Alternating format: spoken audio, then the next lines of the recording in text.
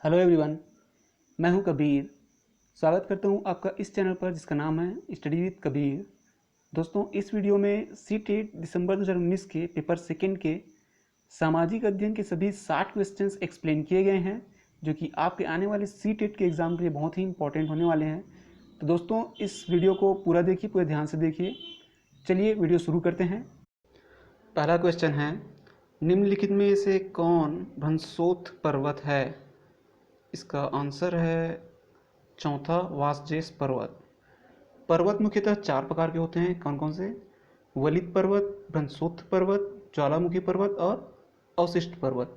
तो ये जो वासजेस पर्वत है, ये भ्रंशोत्थ पर्वत का उदाहरण है। अगला क्वेश्चन है, कथन है ए, पृथ्वी से हमें चंद्रमा का केवल एक ही भाग दिखाई दे पड़ता है। बी है, चंद्रमा पृथ्वी का एक चक्कर लगभग 27 दिनों में पूरा करता है और लगभग इतने ही समय में वह अपने अक्ष पर एक चक्कर भी पूरा करता है। इसका आंसर होगा ए और बी दोनों ही सही हैं और बी सही व्याख्या है ए की।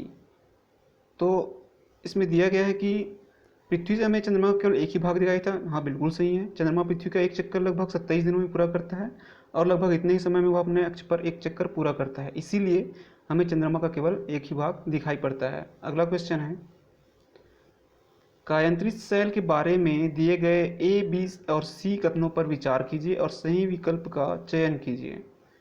कथन ए है, आग्नेय और अवसादी सेल उच्च ताप और दाब के प्रभाव में कायांतरित सेलों में परिवर्तित हो जाती है। ये सही है। कायांतरित सेल उच्च ताप और दाब के प्रभाव में पिघलकर द्रवित मैग्मा बनाते हैं। ये भी सही है। सी है, संगमरमर एक कायांतरित सेल है। ये भी बिल्कुल सही है। तो ए, बी और सी तीनों ही सही हैं। सेल मुख्यतः 3 प्रकार के होते हैं। कौन कौन से? आग्नेय सेल, अवसादी सेल और तीसरा होता है कायांतरित सेल। अगला क्वेश्चन है, अंतरिक्ष में प्रवेश करने वाले उल्कापिंड वायुमंडल के किस परत में आने पर जल जाते हैं? तो इसका आंसर है मध्यमंडल में। वायुमंडल के मुख्यतः 5 परतें होती है। कौन कौन सी? क्षोभमंडल, समतापमंडल, मध्यमंडल, आयनमंडल और वायुमंडल। अगला क्वेश्चन है, ऋतु प्रवास जुड़ा हुआ है, तो इसका आंसर होगा दोस्तों लोगों के आवागमन से। अगला क्वेश्चन है, स्थायी पवनों के संबंध में कथन ए और बी पर विचार कीजिए और सही विकल्प का चयन कीजिए। कथन है, ये पवनें वर्ष भर लगातार निश्चित दिशा में चलती रहती हैं। हाँ, बिल्कुल सही है। ये पश्चिमी एवं पूर्वी पवनें इसके उदाहरण हैं। ये भी सही है। मतलब इसका आंसर होगा ए और बी दोनों ही सही हैं। ऑप्शन नंबर तीसरा। अगला क्वेश्चन है, ब्राज़ील के कंपोस और वेनेजुएला के लानोस उदाहरण हैं। इसका आंसर है उष्णकटिबंधीय घास स्थल के। तो जो ये कंपोस है ब्राज़ील के और लानोस जो घास के मैदान हैं वेनेजुएला के, ये दोनों ही उष्णकटिबंधीय घास के मैदान हैं। अगला क्वेश्चन है, जलवायु के संबंध में कथन ए और बी पर विचार कीजिए और सही विकल्प का चयन कीजिए। तो कथन ए है, जलवायु वायुमंडल में दिन प्रतिदिन होने वाला परिवर्तन है। बिल्कुल गलत है। जलवायु का मतलब होता है ऋतु ही को हम लोग जलवायु कहते हैं, और ऋतु जो होता है वो दिन प्रतिदिन तो बदलता नहीं है, मौसम बदलते हैं प्रतिदिन। अगला है बी है कथन इसका, किसी स्थान की जलवायु सिर्फ उसकी ऊंचाई तथा उच्चावच पर निर्भर करती है। तो ये भी बिल्कुल गलत है। सिर्फ ऊंचाई और उच्चावच पर ही किसी स्थान की जलवायु या ऋतु निर्भर नहीं कर सकती है। तो इसका आंसर होगा ए और बी दोनों ही गलत हैं। अगला क्वेश्चन है, दिए गए लक्षणों ए और बी के आधार पर ऊर्जा स्रोत की पहचान करें। इसके कथन है, ए है, यह एक परंपरागत ऊर्जा का स्रोत है, और बी है, यह ऊर्जा स्रोत तब निर्मुक्त होती है जब अपरिष्कृत तेल को धरातल पर लाया जाता है। तो इसका आंसर होगा ऑप्शन नंबर दूसरा, प्राकृतिक गैस। आगे बढ़ते हैं। अगला क्वेश्चन है, भारत का शोध संस्थान मैत्री कहाँ अवस्थित है? इसका आंसर होगा, जो शोध संस्थान मैत्री है भारत का, वो अंटार्कटिका में स्थित है। अगला क्वेश्चन है, निम्नलिखित में से कौन सा कथन खनिज के संदर्भ में सही नहीं है? ऑप्शंस हैं, ये प्राकृतिक रूप से प्राप्त होने वाले पदार्थ हैं। हाँ, बिल्कुल सही है। इनका निश्चित रासायनिक संगठन होता है। ये भी सही है। ये विभिन्न प्रकार के भूवैज्ञानिक परिवेश में निर्मित होते हैं, ये भी सही है। सभी खनिज अधात्विक होते हैं, तो सभी खनिज अधात्विक नहीं होते हैं। इसमें कहा गया है कि सही कौन सा नहीं है, तो इसका आंसर यही होगा कि सभी खनिज अधात्विक ही नहीं होते हैं, कुछ खनिज तो धात्विक भी हो सकते हैं। आगे बढ़ते हैं, अगला क्वेश्चन है निम्नलिखित का मिलान कीजिए। चलिए इसका मिलान करते हैं। नर्मदा घाटी का आएगा आरंभिक कृषि क्षेत्र। नर्मदा घाटी जो है यहाँ पे आरंभिक कृषि क्षेत्र हुआ था, आरंभिक कृषि शुरुआत हुई थी। गारो पहाड़िया यहाँ पे ये दूसरा आएगा। आखेट और संग्रहण। वज्जी ये आरंभिक गणतंत्र था। गंगा घाटी ये यहाँ पे प्रथम नगर की स्थापना स्टार्ट हुआ था। सिंधु घाटी और उसकी सहायक नदियाँ ये आएगा लगभग 2500 वर्ष पूर्व के शहर। चलिए देखते हैं ऑप्शन में कौन सा है। इसका ऑप्शन है ऑप्शन नंबर दूसरा, इसका सही आंसर है। अगला क्वेश्चन है नीचे दो कथन 19वीं शताब्दी में नई लोकप्रिय भारतीय कला के संदर्भ में हैं। कथन ए है कई चित्रों में अपने आसपास के बदलाव का उपहास किया गया। अंग्रेजी भाषी लोगों के नए शौकों का मजाक तथा औरतों को घर से बाहर न निकलने की सलाह दी गई। कथन बी है राष्ट्रवादी विचारों को अभिव्यक्त करने और लोगों को ब्रिटिश शासन के खिलाफ उद्वेलित करने के लिए छवियों का इस्तेमाल किया जाता था। तो इसका आंसर है दूसरा। ए और बी दोनों सही हैं, किंतु ए की सही व्याख्या बी नहीं है।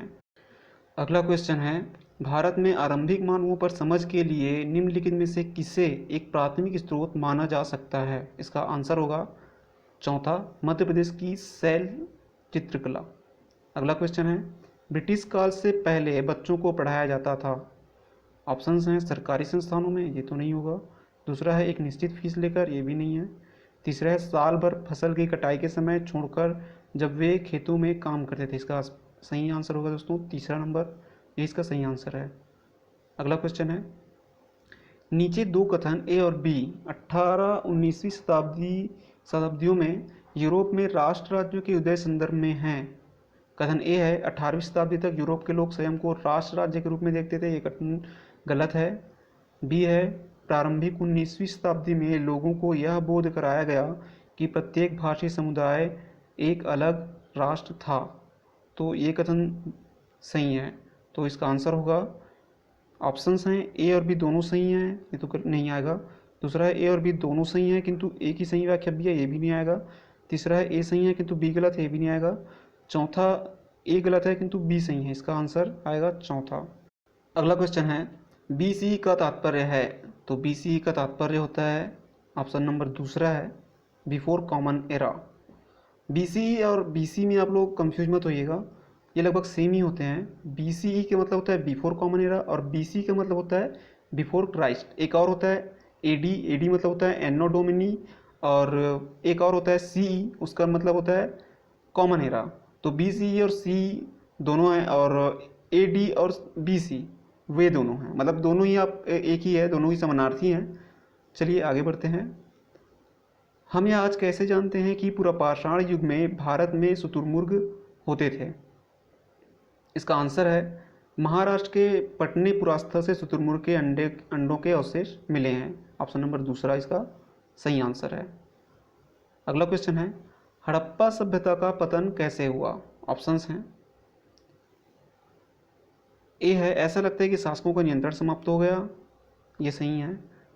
बी है जंगलों का विनाश हो गया, ये भी सही है। सी है सभ्यता के पूरे क्षेत्र में बाढ़ आ गई, ये सही नहीं है। डी है संभवतः नदियां सूख गई, ये भी सही है। तो इसका आंसर आएगा ए बी और डी। कहाँ पे है ए बी डी, ये है ऑप्शन नंबर दूसरा। चलिए आगे बढ़ते हैं। अगला क्वेश्चन है महायान बौद्ध धर्म के अंतर्गत, इसका सही आंसर है दूसरा, बुद्ध की मूर्तियां बनाए जाने लगी थी।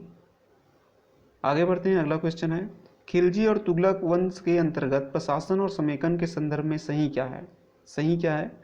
ऑप्शन फर्स्ट है उपमहाद्वीप का काफ़ी बड़ा हिस्सा दिल्ली के सुल्तानों के अधिकार में रहा। दूसरा है गंगा के मैदानी इलाकों के घने जंगलों वाले क्षेत्र को पहली बार बैठा गया, ये भी सही नहीं है। दिल्ली से बंगाल जैसे सुदूर प्रांतों का नियंत्रण कठिन था, हाँ ये सही है। ऑप्शन नंबर तीसरा इसका सही आंसर है। आगे बढ़ते हैं। अगला क्वेश्चन है जनजातीय लोगों के इतिहास के पुनर्निर्माण में निम्नलिखित में से कौन सा कथन गलत है। ध्यान दीजिएगा, पूछा गया है कि इसमें गलत क्या है।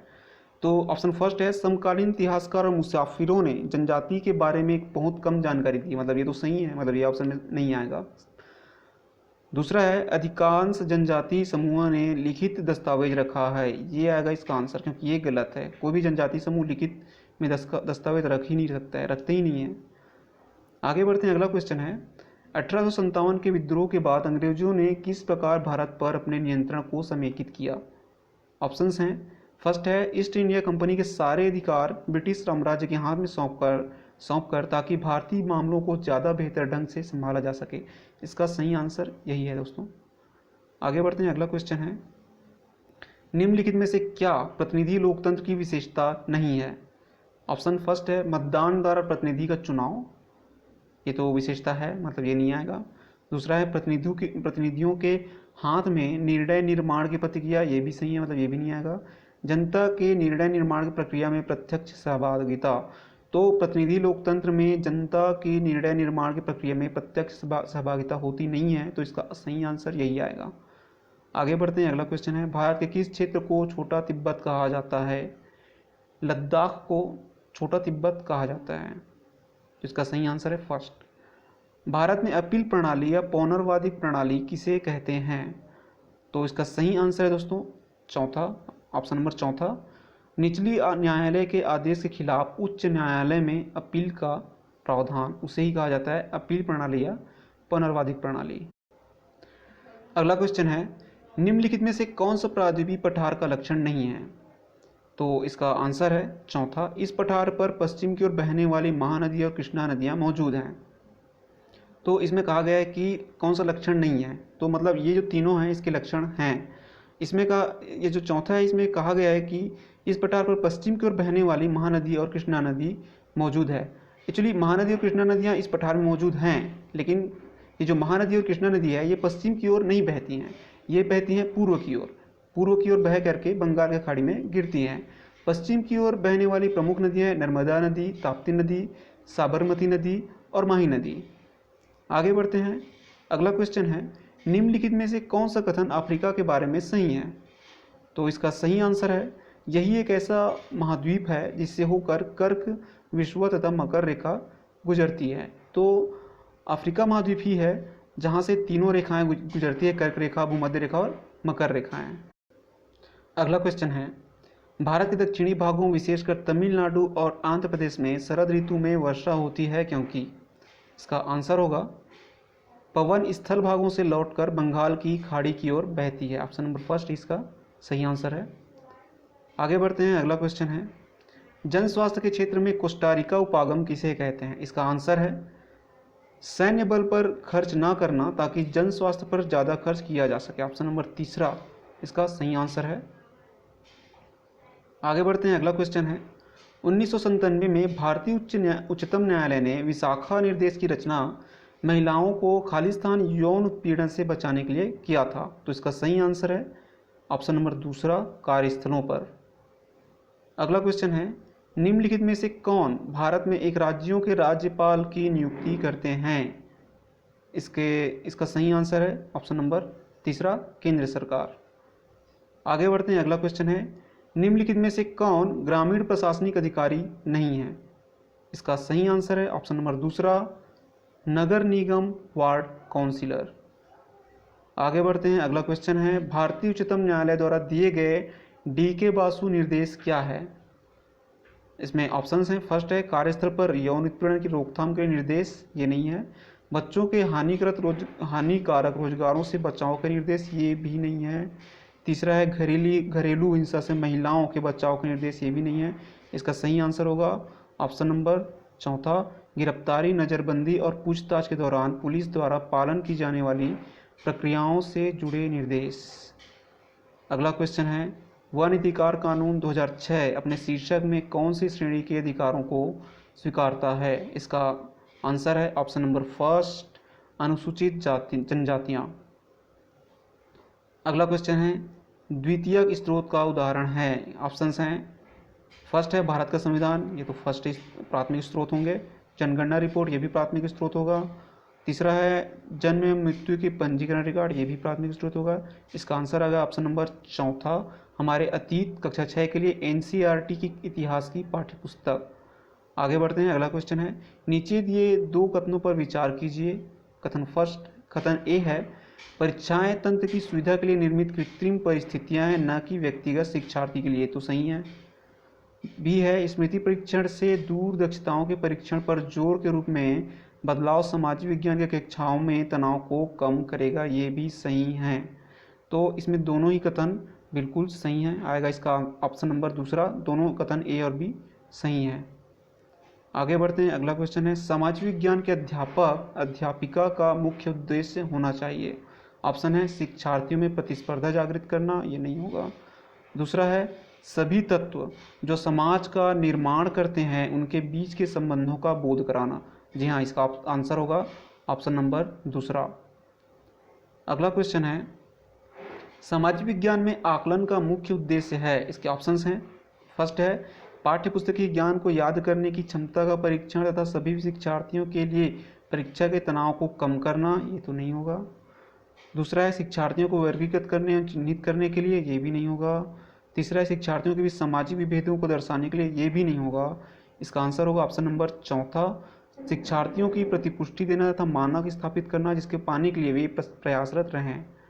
अगला क्वेश्चन है, समाज विज्ञान की कक्षा में फिल्मों को एक प्रभावी शैक्षणिक उपकरण के रूप में उपयोग किया जा सकता है क्योंकि फिल्में कक्षा के भीतरी बाहरी दुनिया को ला सकती है, ये सही है।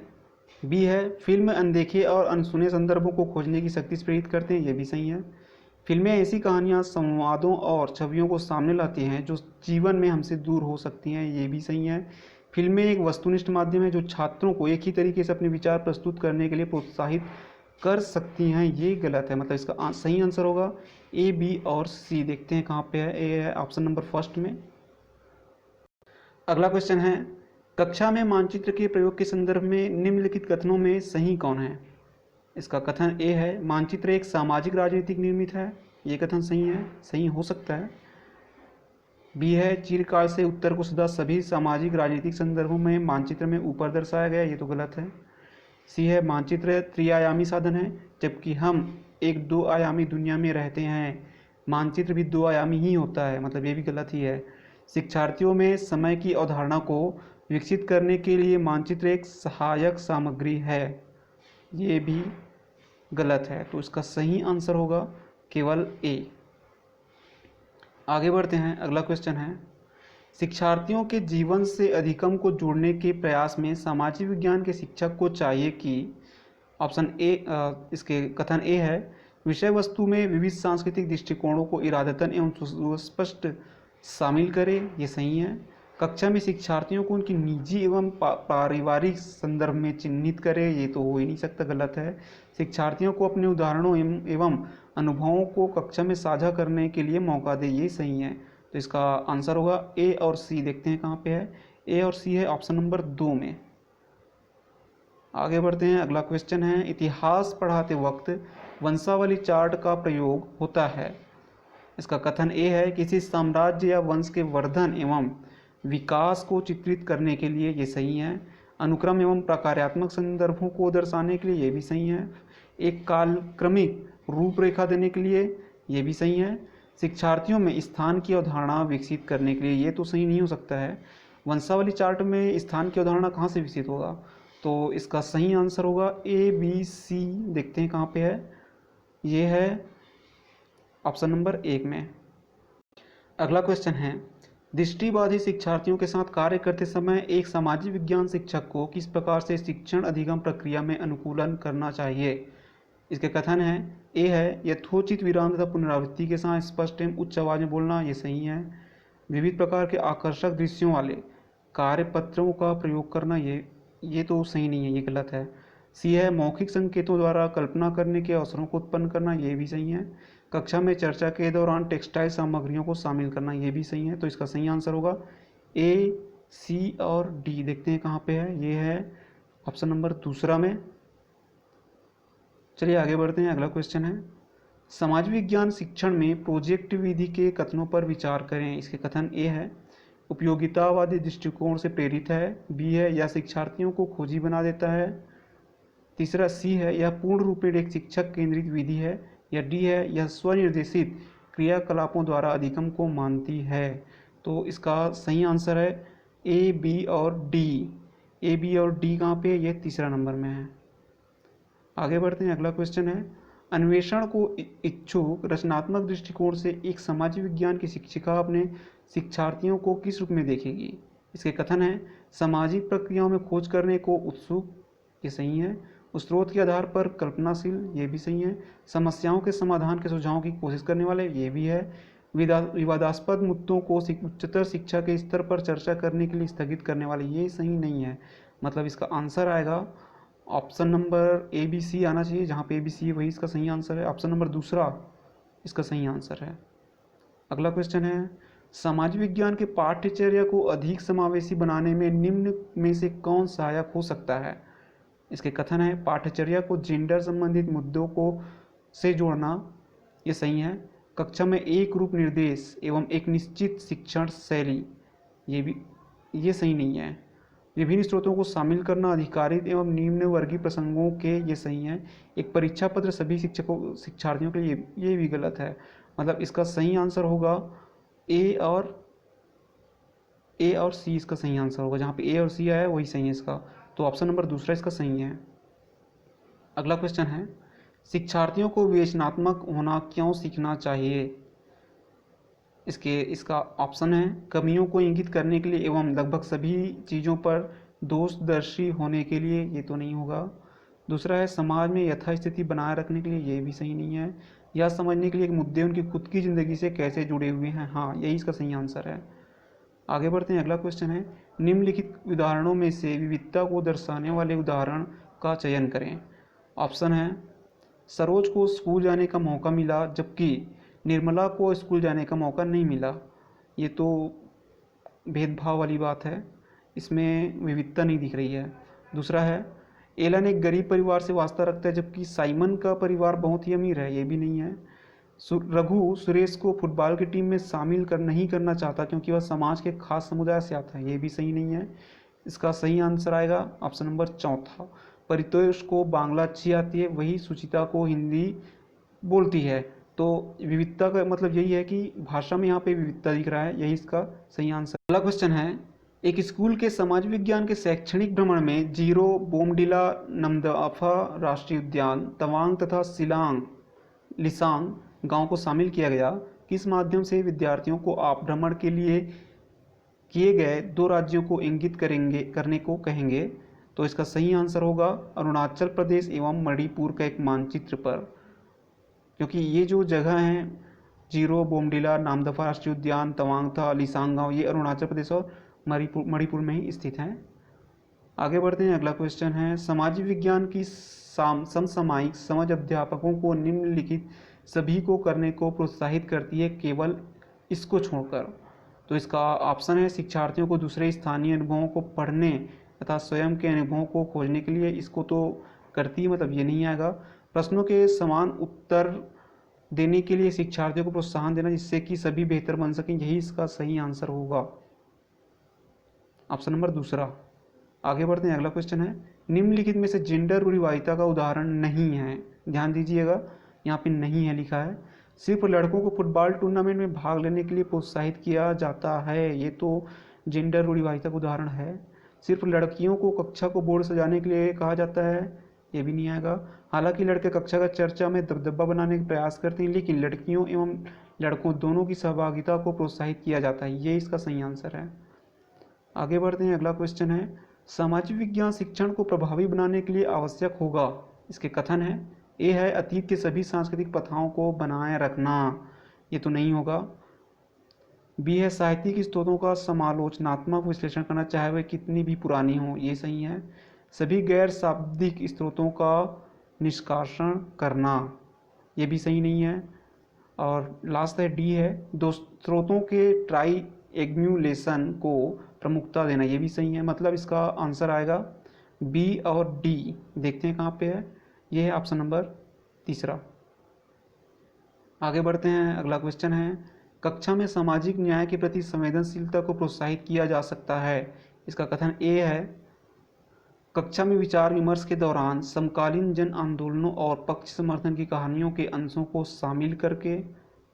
बी है, भारतीय सामाजिक परिवेश के ऐतिहासिक संदर्भों को एक गैर बराबर शक्ति समीकरण के रूप में देखकर। सी है, सामाजिक न्याय पर आधारित संवैधानिक प्रावधानों को कक्षा चर्चाओं में शामिल करके। या डी है, कक्षा के दोषी बच्चों को तुरंत शारीरिक दंड देकर। तो इसका सही आंसर होगा ए, बी और सी, और जो है ऑप्शन नंबर दूसरा में। अगला क्वेश्चन है, इतिहास शिक्षण शास्त्र प्रयास करेगा कि। इसके कथन है ए, इतिहास का निर्माण स्रोतों पर आधारित होता है। कथन बी है, इतिहास सामाजिक प्रक्रियाओं में निरंतरता और बदलाव को खोजे। कथन सी है, इतिहास व्याख्यानों के विभेदों से संलग्न हो तथा प्रमुख समुदाय के विचारों को अनुमोदित करें। कथन डी है, इतिहास घटनाओं को एक काल विशेष के सामाजिक राजनीतिक संदर्भों में रखकर देखें। इसका सही आंसर होगा ऑप्शन नंबर दूसरा, ए, बी और डी। अगला क्वेश्चन है, प्रदूषण रहित हवा का अधिकार भारत में किस मौलिक अधिकार के भाग के रूप में स्वीकारा गया है। इसका सही आंसर होगा ऑप्शन नंबर दूसरा, जीवन। अगला क्वेश्चन है, भारत का वर्णन करने के लिए विविधता में एकता मुहावरे का निर्माण किसने किया था। तो इसका निर्माण किया था option number first, Jawaharlal Nehru, जो कि इंडिया के प्रथम प्राइम मिनिस्टर थे। अगला क्वेश्चन है, लोकसभा में कितने सदस्य मनोनीत होते हैं, ना कि मतदान द्वारा चुनकर आते हैं। तो इसका सही आंसर है ऑप्शन नंबर तीसरा, 2। आगे बढ़ते हैं। अगला क्वेश्चन है, 2006 में नेपाल में सरकार का रूप राजतंत्र से बदलकर खालिस्तान हो गया है। तो इसका सही आंसर होगा ऑप्शन नंबर तीसरा, लोकतंत्र। चलिए दोस्तों, आज की वीडियो में इतना ही। वीडियो को आखिरी तक देखने के लिए धन्यवाद। अगर आपको इस वीडियो से कुछ सीखने को मिला हो तो इस वीडियो को लाइक कर दीजिए और चैनल को सब्सक्राइब कर दीजिए। मिलते हैं अगले वीडियो में, तब तक के लिए जय हिंद।